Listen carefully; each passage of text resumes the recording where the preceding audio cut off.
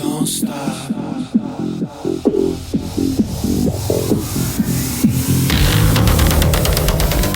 Hey everybody, thanks for joining me on the Everything and Anything in a Bit Gay podcast. I'm your host, Zach Randles-Friedman, and I am looking forward for you to hear this special episode this week because of what is happening in this country and what's happening this weekend in DC. There's the No King's Day.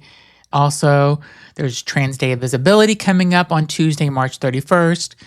Christopher Street Project reached out to me, and Tyler Hacks, who is part of that organization, is going to Washington, D.C. on Thursday, Friday, and Saturday.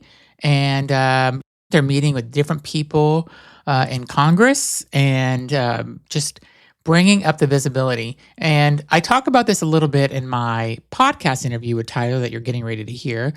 But let me just tell you my thoughts on it. There's a lot of cisgender, white, gay, and bisexual men that are not actually thinking about transgender rights. And, a couple of years ago, maybe that was me as well. Maybe I was the one that wasn't so concerned about transgender rights because I'm not transgender. So, and as I have done this podcast and I've met different people from all types of different people, I now am a huge supporter for transgender rights and just them living their authentic self and them being who they are. And I just don't understand why certain individuals in the U.S. government are dedicating so much of their time and effort, money for creating these bills and hoping that they go and become laws to hurt transgender people, to stop them from using the bathroom in certain places. Or in Kansas, they took away, with no notice, they took away the driver's license of people that live in Kansas that are transgender. 1,700 people in Kansas one day woke up and nope, can't drive legally now because the state of Oklahoma decided to remove anybody that has a different gender marker on their driver's license than what they were born with. And it's beyond my understanding why there is so much pushback on transgender people, why the focus is there. And Tyler and I talk about that in our interview. And what they said makes a lot of sense to me. Tyler was basically saying, they're trying to avoid other situations, Epstein files and stuff. I mean, that's why we're at war right now. It's because we're trying to avoid the convicted orange felon of us seeing who he really is when everybody knows that he's in the Epstein files over and over and over again. And we know what he has done. We have pictures of him with young ladies under the age of 18, maybe even at the age of 15, sitting next to him on a private jet. It's all over. And I do believe in my heart it is a matter of time until this all boils and he finally is caught. Who knows what will happen? But that's why he is so into making sure the midterm elections are going to fail for the Democrats and be in favor of the Republicans. Because if the Democrats take the House or the Senate or both, he's in trouble. He's out for sure. So I try not to get political in this podcast, which I feel like I say all the time, but in this one particular episode, it's a little political, so I'm just warning you ahead of time. If you don't want to hear about politics and you don't want to hear the state of the country, this is an episode you should probably skip. But I'm just telling you, these are episodes that also matter. Transgender people are part of our LGBTQ plus community, and we need to stand behind them and support them. Because just because they're not going after marriage equality at the moment, that could, once they feel like they've accomplished what they want for transgender people, they'll revisit that. There's a lot of things that they could do to the LGBTQ plus community.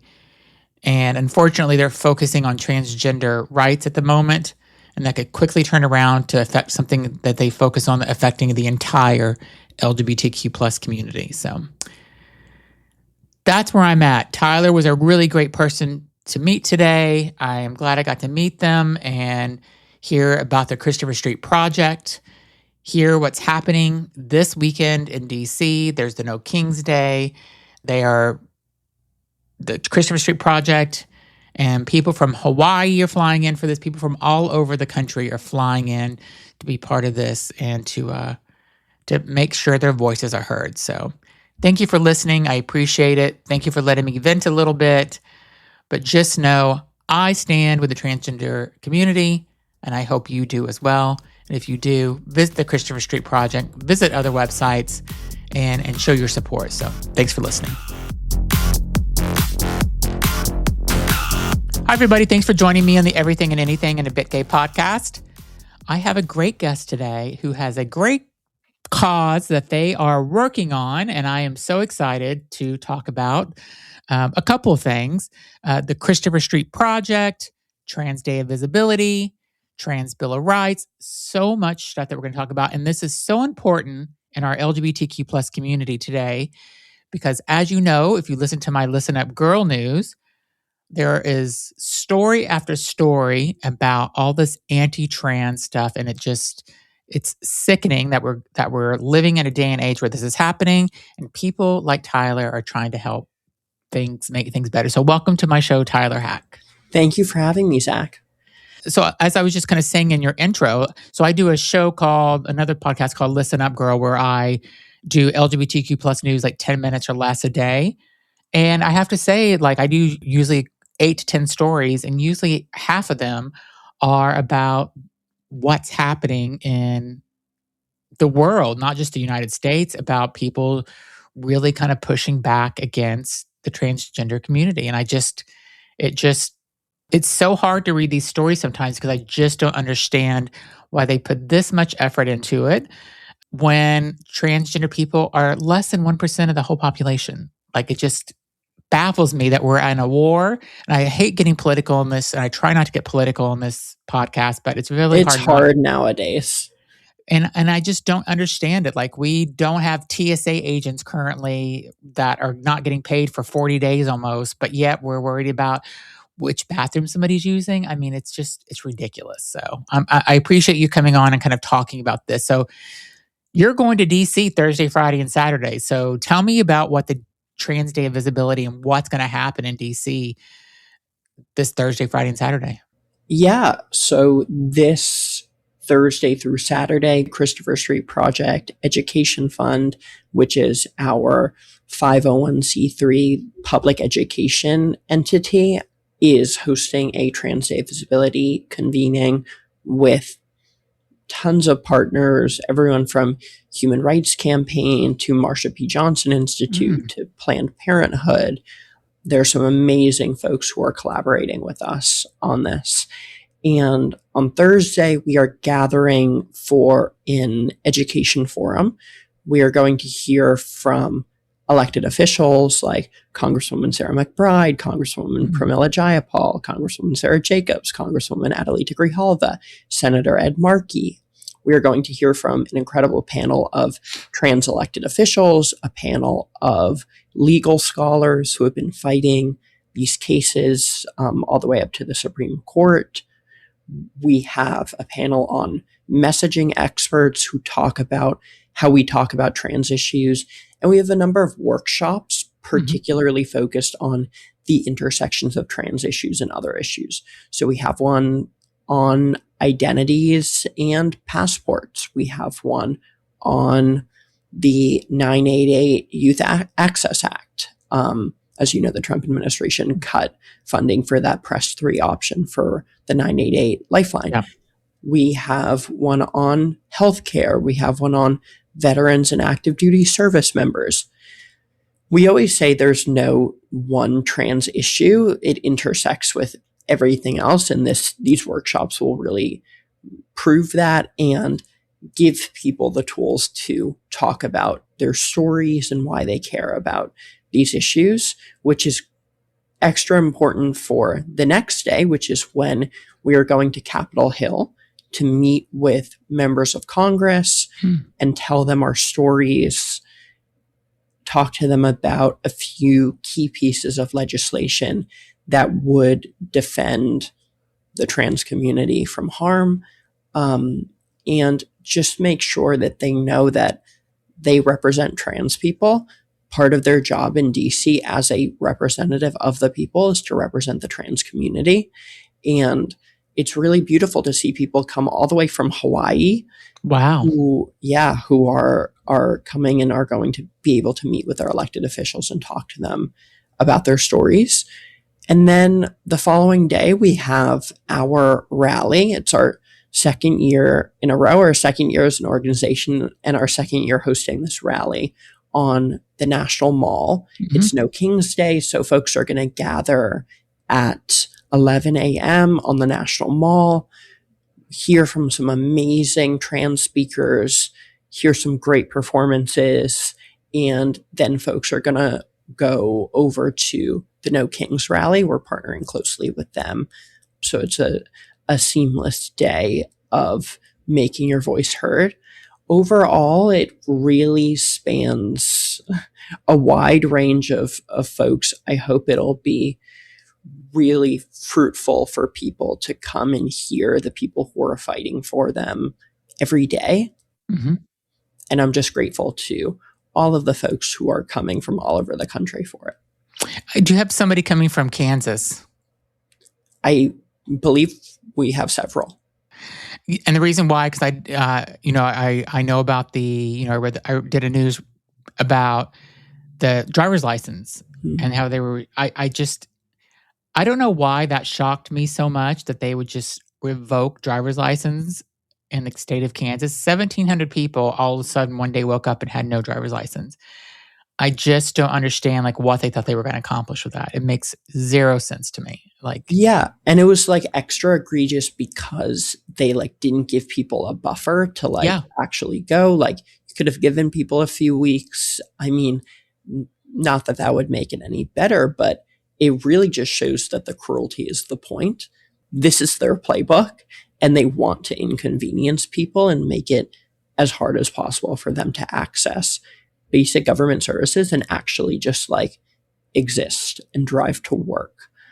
When we say this is an attack on our existence, that's not hyperbole.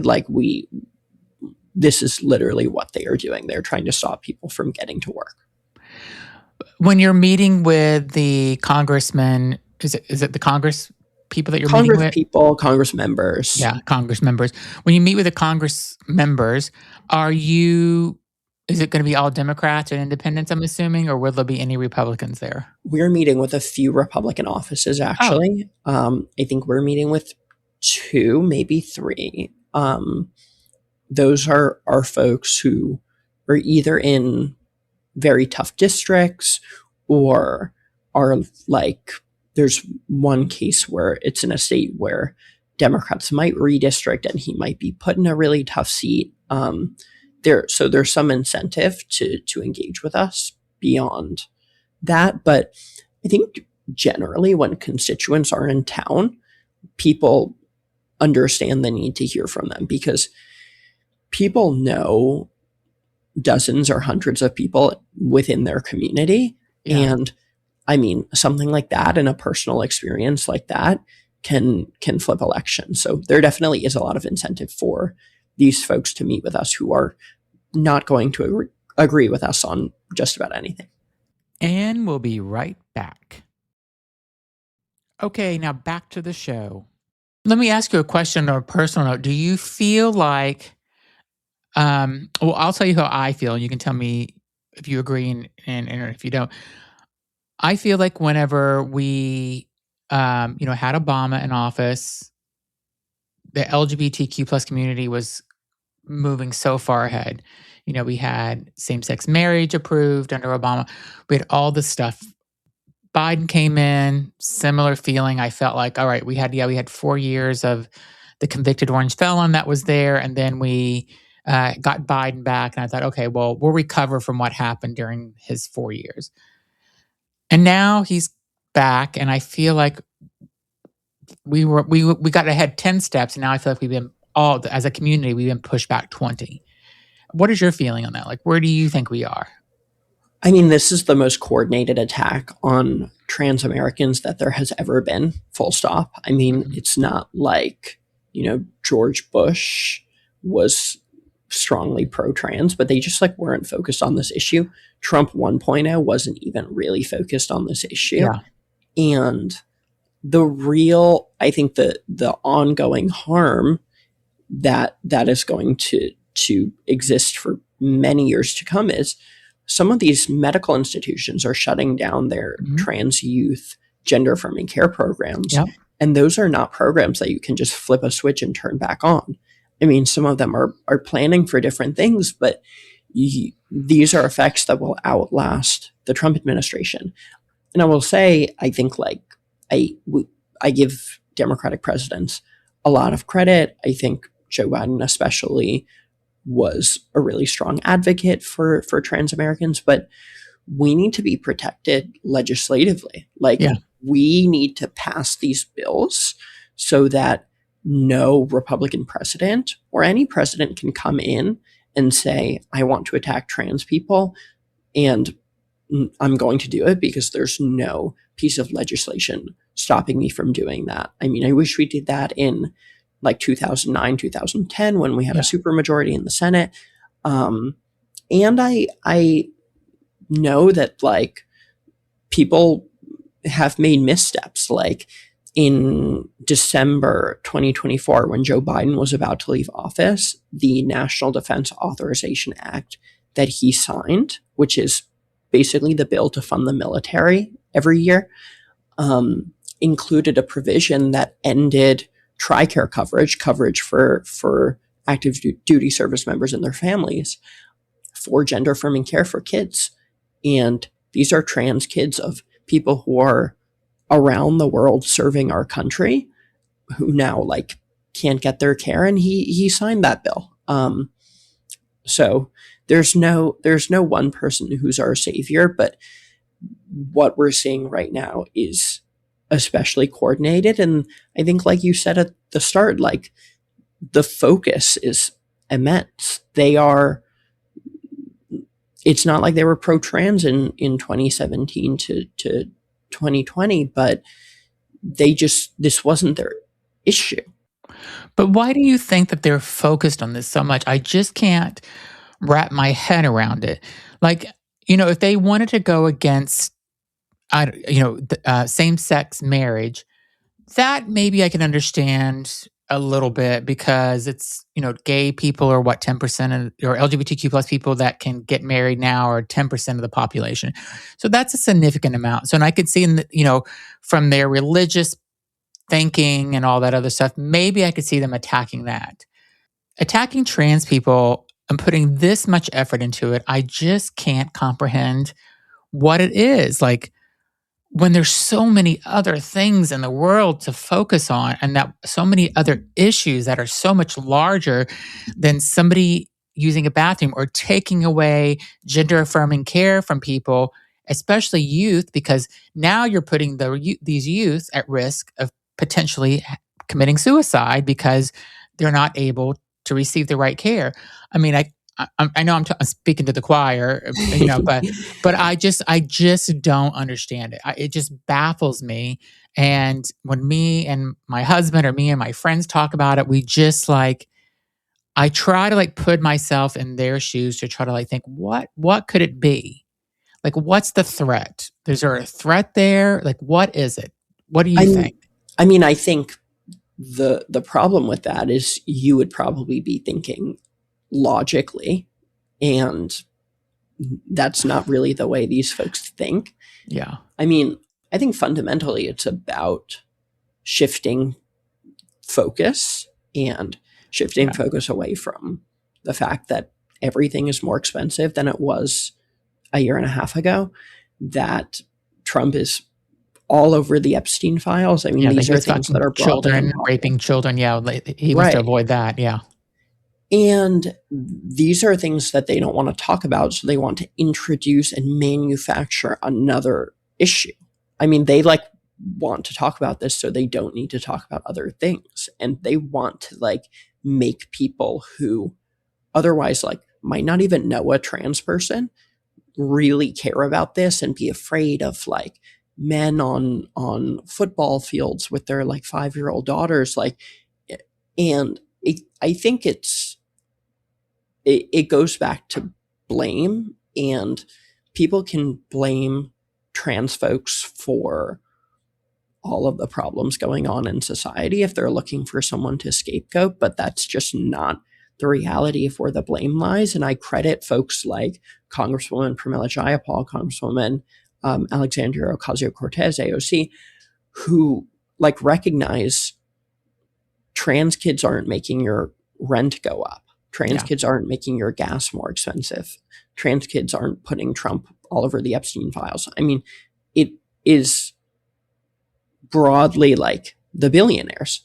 It just, they want to deflect and focus on anything else. And they see this as a winning issue. So it's our job and the job of everyone kind of in this movement to make sure that this year and in 2028, that trans issues are not a winning issue for the Republican Party. And the other interesting thing is some of these people that are representing our government allegedly could be gay. So many of them are. Yes. I'll just say, and it's alleged, I don't know this person, but Lindsey Graham, for example, allegedly there's been reports out there and stuff saying that he's gay, and I've seen people walk up and ask him and he ignores the question. He's the one supporting all of these bills and legislation and stuff too. And I don't know. It's just like, it just baffles me. So I guess I should just, I gotta move on, and I'm going to be baffled, I think, until. No, I mean, I'll just say too, I don't know if you know Madison Cawthorn, but former member of Congress. Yes. Like vehemently anti-trans, anti-gay, then revealed that he had a male partner. I mean, who, by the way, I think he's running for another seat now. He moved down to Florida and is now running there. But I mean, many such cases, and many cases where you're hearing people in these committee rooms that would make you or I look like NFL players.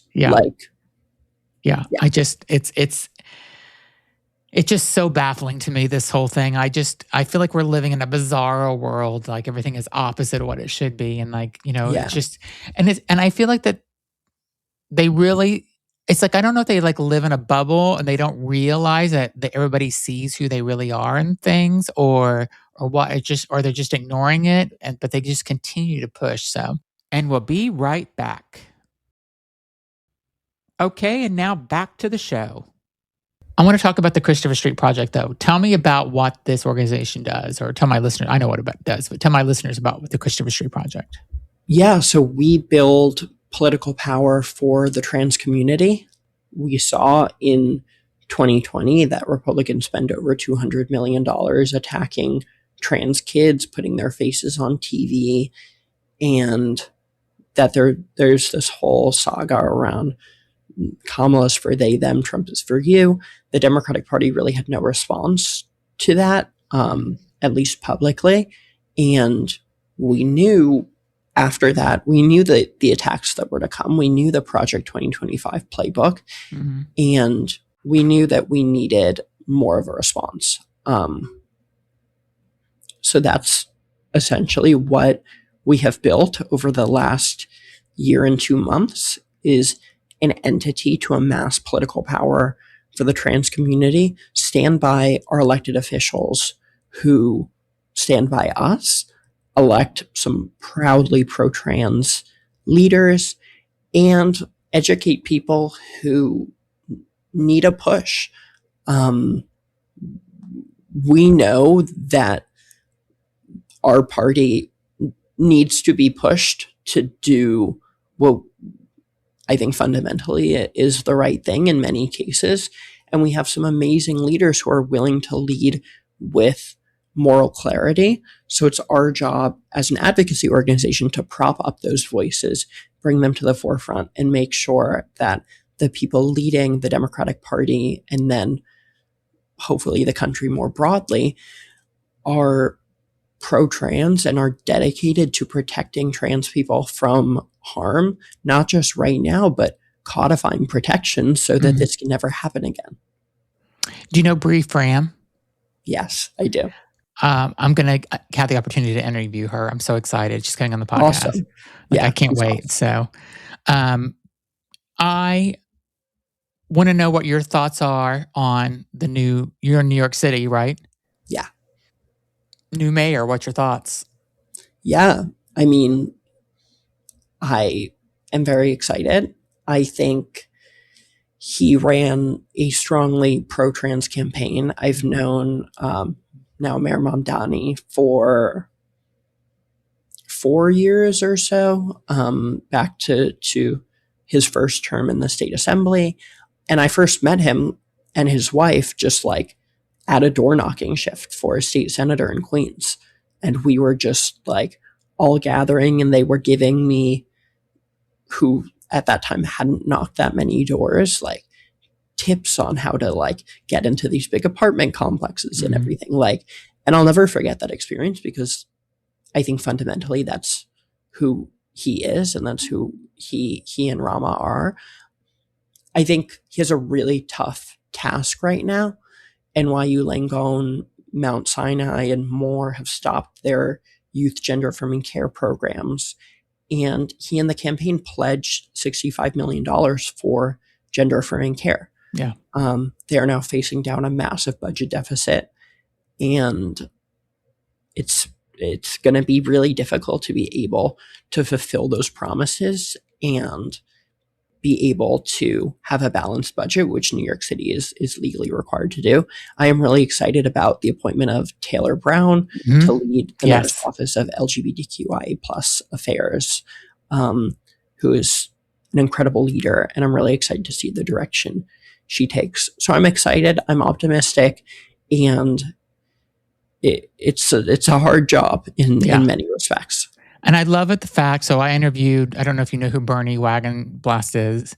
Bernie Wagenblast just spoke at an event for us like 3 weeks ago. Love Bernie. She was on my show.